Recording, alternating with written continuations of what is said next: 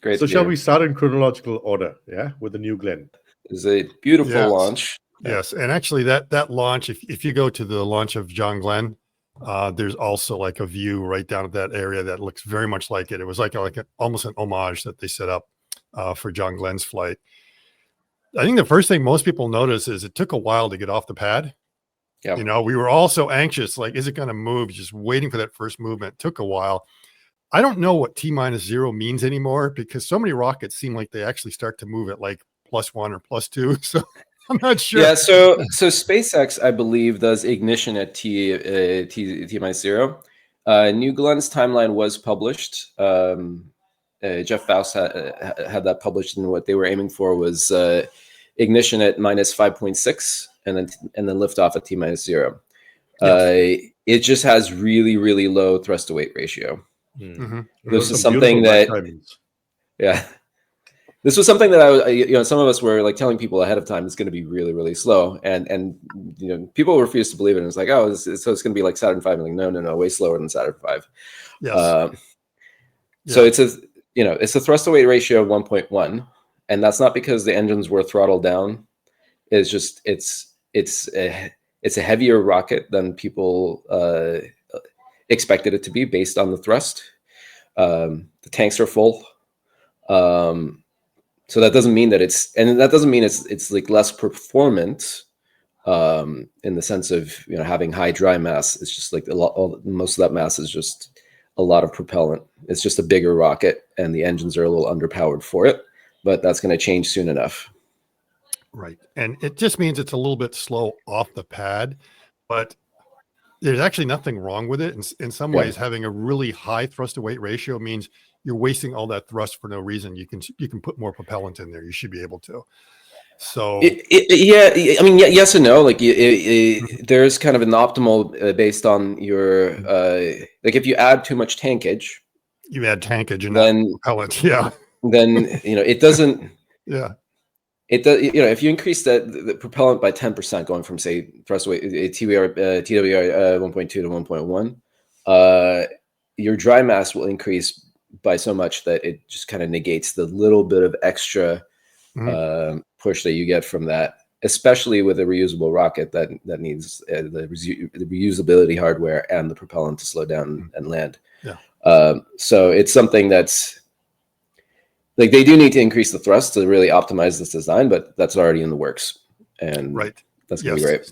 So I think most of them are like Saturn V was like 1.15. Most others, I think, around 1.2, 1.25. It seems like Starship is about 1.5 based on the numbers yesterday. Now, thrust to weight, just so everyone knows what thrust to weight. The definition is like take whatever the thrust is and you divide it by the weight of the vehicle at T-0. Okay. What is there? So that's how you calculate it.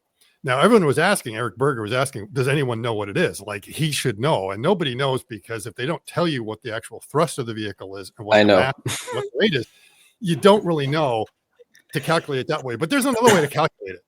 And it's fairly easy that if you know the, again, thrust is force. Force is equal to MA. Weight is mass times gravity. So you have that ratio right there. Well, the masses knock out, and basically it's a ratio of acceleration to gravity. That's what the thrust to weight ratio is. So you don't need to know the thrust. You don't need to know the weight. You just need to know the acceleration. And there's a couple ways you can get the acceleration. I showed one way is measure the time it takes for it to clear the tower. And if you know the tower is your yardstick, you can calculate it from that.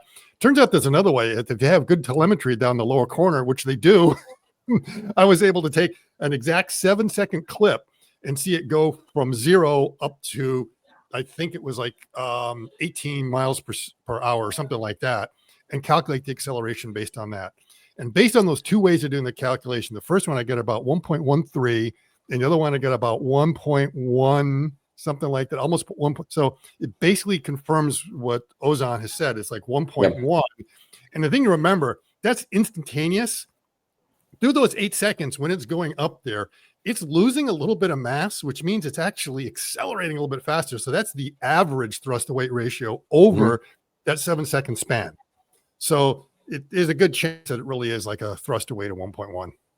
Yeah. So if you calculate it off of like the first 12 or 15 seconds, you're going to get like 1.13. If you calculate it off of 40 seconds, it's closer to 1.2. And then if you back out the propellant loss, then it gets you 1.1, which also has been not publicly, but I mean that's based on the and that's a much harder calculation. That's what it is.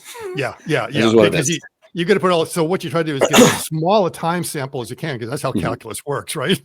Your time step to be as close to zero as possible, but you don't get reliable data without a reasonable span. So you have to accept the fact it's an average. So the thing we know, it's not 1.2. It's not even 1.15. It's definitely very close to 1.1. It's 1.1. And like Saturn V was slow. It was just a little bit over 1.2. I think Falcon 9 is, I want to say, I can't remember if it's like it's over 1.3.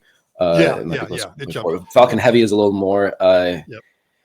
Atlas and Vulcan, depending on how many SRBs they have, it can get up pretty high, above 1.5. The other thing you remember is that a lot of people are looking at this based on it takes a long time to clear the tower.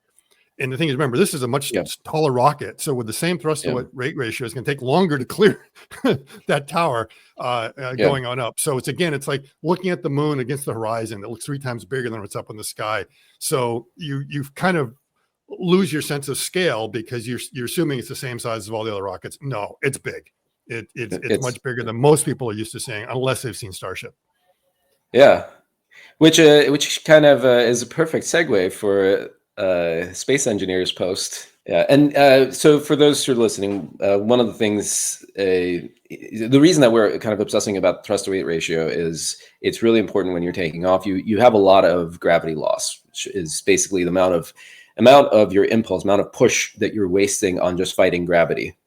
Because really, what you're trying to do is pick up speed, and if most of your thrust is going towards just fighting gravity, then at 1.1 you're basically losing 90% of your thrust to gravity. So it's really inefficient in that sense. So you want to minimize as much as possible. So it seems that all designs are converging on can we say the SpaceX design, or a variation of it? The new big 100+ ton launcher. Let's call it that. Yeah. There's a new standard. So we had like the 3 meter standard, the 5 meter standard for rockets, and now we seem to be going towards the 9 meter or bigger. Yeah. So bigger. So I'm curious, what is going to trigger the next stage, the next evolutionary stage of these designs? I think these two companies are both looking to even larger sizes. Yeah, the question is how wide they start to make it. A lot of the reason why the Falcon 9 looks like a pencil and is so long is they can't make it wider and still be able to transport it on roads. So that's their limiting factor. New Glenn is built, on the same location is where they're launching. Neutron is doing the same thing. And of course, Starship. So they don't really have to worry about the width of the roads. They can make them as big as they want. And I'm not sure what the optimum is. I remember back in the 80s, Boeing had some designs of these single stage to orbit ones that were like really wide in the bottom. And I think they might like 30 meters across. These were huge, what they kind of had. And they take off from the ocean and kind of come back from there. So I don't know if that's the direction that is the optimum or not. I would kind of argue from one standpoint that it is, and that is you have this problem of the structural loss that like Ozan was saying, is if you want to bring more gas, you need a bigger gas tank, and you're paying the penalty on it. And that's why hydrogen is really bad, because volumetrically it's very low density, but volumetrically it's horrible. So you need like these tanks bigger than your other stuff, and you lose all of it right there in the fact you have the structure. Now, the most efficient thing with basically like a surface to volume ratio is a sphere. So if you can make something that's more spherical than cylindrical, then that means the amount of material you have to waste on building your tank is very small compared to the amount of stuff you got inside of it. So but the reason why they're probably very long and pointy is we got this other thing we're going to deal with. And what's that? Atmosphere. Air. So when you're on the moon, you probably just want to make it really round and short. And the other thing is on the moon, it tends to not tip over when it's short rather than being really tall. But if you need to get through a planet with an atmosphere, you need to have it aerodynamic. Yeah, and I'll add a couple of things to that. One of them is that I think that the limiting factor, in addition to I think it's mostly been transport, like Scott mentioned already, and then going forward, it might be manufacturing. It's harder to make things wider. It's not that hard to stretch things out. Now, as far as structural losses, the other thing is, so tank mass. It's basically it grows linearly with surface area and with radius, but it also grows linearly with tank pressure. Right, the more pressure you have in your tanks, the thicker the walls have to be. One of the unfortunate things about stretching things out is that you need more thrust density to lift that rocket off the ground, and what that means is that the gravity pressure in those tanks increases proportionate to the height of the rocket, right? So if you have a rocket that's so your engines are going to be designed for like a minimum inlet pressure. So your tanks are going to be pressurized anyway. But once you get past that point, once you get way past that point, then what you're really looking at is if you double the length of your rocket, okay, you're increasing your volume by a factor of 2. The surface of your tank surface area increases by almost a factor of 2. The barrel section doubles, right? But then the other thing is that your gravity pressure doubles as well, and you need walls that are twice as thick. So your tanks are now almost 4 times as heavy for twice the volume. There's a great illustration of that. If you look at water towers, like wooden water towers, they have these hoops that go around there to hold it together. And if you look at the hoops and they go down, they get closer and closer and closer together. You know, it almost looks like frets on a guitar. And the reason why they're not evenly spaced is because as you get more to the base, the tank pressure gets more and you got to try to hold it in. So your hoop stress becomes a problem. So again, if you're dealing with things that are going to be very, very high pressure, the best shape is sphere. The sphere. Yeah. The second best shape is a cylinder. Basically a cylinder. Yeah. The worst shape is a square because you get too many edges and stuff like it. Whenever you see an edge, that's a stress point. So you need to make things rounded and smooth to try to eliminate that. And you can see it. You know, you get a carton of milk that starts to go bad. You know, it started out square and then suddenly it's going to bulging around. That just kind of show you what's going to happen when you start to put a lot of pressure on something. So this is the optimization problem. It's like, you know, if you want something really high pressure, we go, oh, we're going to have a sphere. And then I was like, no, that's impractical. It's, you know, it's too wide or it's this and that, or we're going to have aerodynamic problems. So that's the big challenge. But if you do look at some of the, Apollo era designs, when you look at like the lunar module and they pull the skin away, you look at all the tanks in there, all the tanks are spherical. You know, all the helium tanks that were used for pressurization, a lot of them were also spherical that you'd see on the outside there. For that reason, it was the most efficient way of being able to do it. And if you don't have to worry about aerodynamics, go ahead, go for it. Yeah. Okay, so we have to wrap up soon, and I want to move on to Starship as well. But very quickly before we move on, what do you make of NG version 2? And so they made it to orbit, but it was LEO, right? Low Earth orbit. So they made it to MEO, medium Earth orbit. It was about it was perigee over 2,000 kilometers, and I think apogee was somewhere around 20,000. It was from a delta V perspective, it was similar to GTO, but lower top, higher bottom. Their low end is passing right through radiation belts. I don't know if that was on purpose. They have a blue ring like communications prototype hardware on there, so that they're checking that out. Yeah, and there could be other stuff on there as well. It seems to have stage attached to the stage, so they didn't deorbit the stage. I mean, it was a really successful launch. We didn't get to see the second burn, but it clearly went well. I was a bit surprised. I thought they would have given the romance that was on display.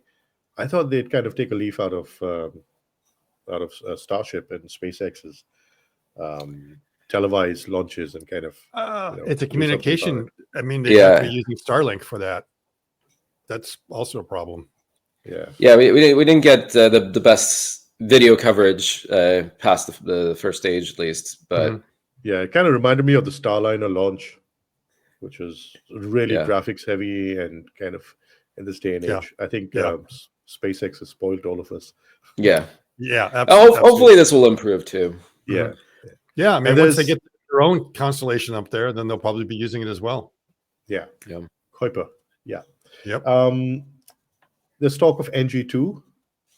Hmm. What sort of do you think how far do you think it is over the horizon? So NG-2 as in the second launch, or Gen 2 NG as in the Both. second version, Both. or The Gen 1 second Block gen? 2, which is coming Yeah. before Gen 2. So they have minor upgrades. So they have uprating on some of this stuff. So this flight was conservative. They're gonna uprate this, like Gen 1 Block 1. It should be capable of the advertised payload capacity. Block 2 is coming with some changes, some improvements, but like relatively minor. I don't know how much to share, but it's soonish. And then over the next several years, you don't know how much to share. Gen 2. Do tell. Yeah. What do you know that we don't know? I hear things, but I don't want to give it. I mean, timelines are always ambitious, right?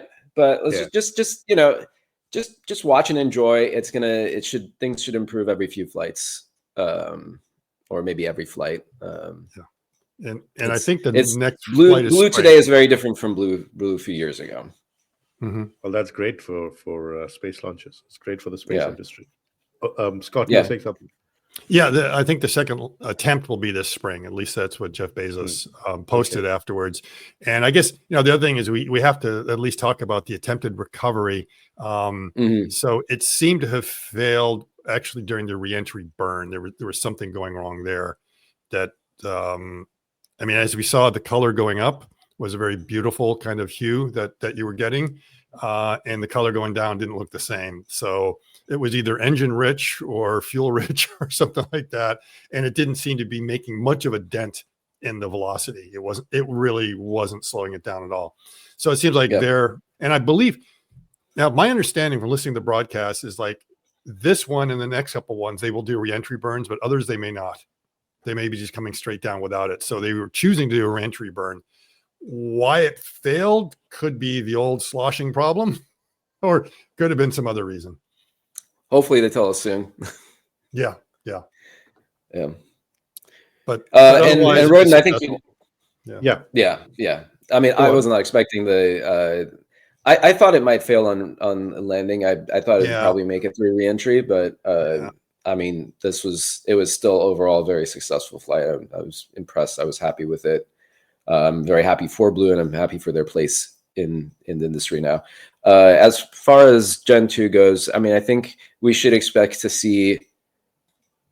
I'm hoping to see some hardware over the next few years. So is this Block 2 of Gen 1 or Gen 2? Gen 2. I'm hoping to see Block 2 sooner than that. But yeah, I don't know when Gen 2 is going to fly, but hopefully this decade. I think we'll see hardware over the next few years, and start seeing hardware, and maybe Blue will talk about it at some point soonish, and I hope that it will fly this decade. I don't know if it will, but I mean they're taking it seriously is the impression that I have.